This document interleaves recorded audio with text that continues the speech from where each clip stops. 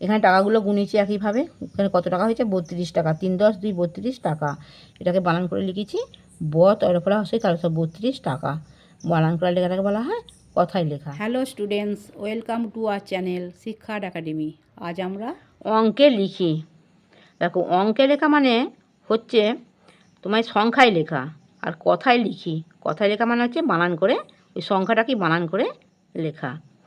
এখানে দেখো কতগুলো পেন্সিল আছে, সব গুনেছি আমি। গুনে লিখেছি এখানে 72টা পেন্সিল। কত পেন্সিল আছে? 72টা। এই 72টাকে বানান করে লেখাটাকে বলা হচ্ছে কথায় লেখা। একা দেখো 7 10 2 72 লিখেছি এখানে সংখ্যায় বা অঙ্কে লিখেছি। এটাকে কথায় লিখছি 72। একা হয়াকা তয় তয় র, 72টা পেন্সিল।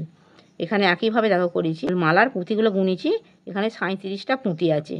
এখানে 37 বানান করে করে লিখেছি। চন্দ্রবিন্দু আঁকা হস্যই সাঁই তরফলা হস্যই তরফলা 30, 37টা পুঁতি।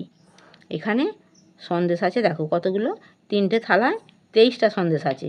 এখানে অঙ্কে বা সংখ্যায় লিখেছি 23টা সন্দেশ, 2 10 3 23টা সন্দেশ। আর এখানে এই 23টা বানান করে বা কথায় লিখেছি তয়কা হস্যই তালস 23টা সন্দেশ। এখানে দেখো সংখ্যায় লেখা বা অঙ্কে লেখা। অঙ্কে লেখা এখন বেলুনগুলো আমি গুনেছি। গুনে আমি এখানে দুটো বেলুন মিলে এখানে 14টা বেলুন হয়েছে। এখানে এটা আমি সংখ্যায় লিখেছি। এই সংখ্যাটাকে এখানে বানান করে বা কথায় লিখতে হয়েছে চৌকা দয় দয়, 14টা বেলুন। এখানে টাকাগুলো গুনেছি একইভাবে। এখানে কত টাকা হয়েছে? 32 টাকা। 3 10 2 32 টাকা। এটাকে বানান করে লিখেছি ব তরফলা হচ্ছে 32 টাকা।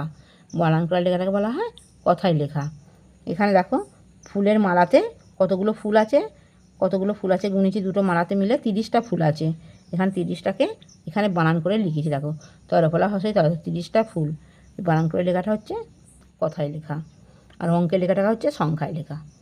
আমার পড়ানো যদি তোমাদের ভালো লেগে থাকে তাহলে এই ভিডিওটি লাইক করবে, বন্ধুদের মধ্যে শেয়ার করবে এবং আমার চ্যানেলটিকে সাবস্ক্রাইব করে বেল আইকনটি অন করে দেবে।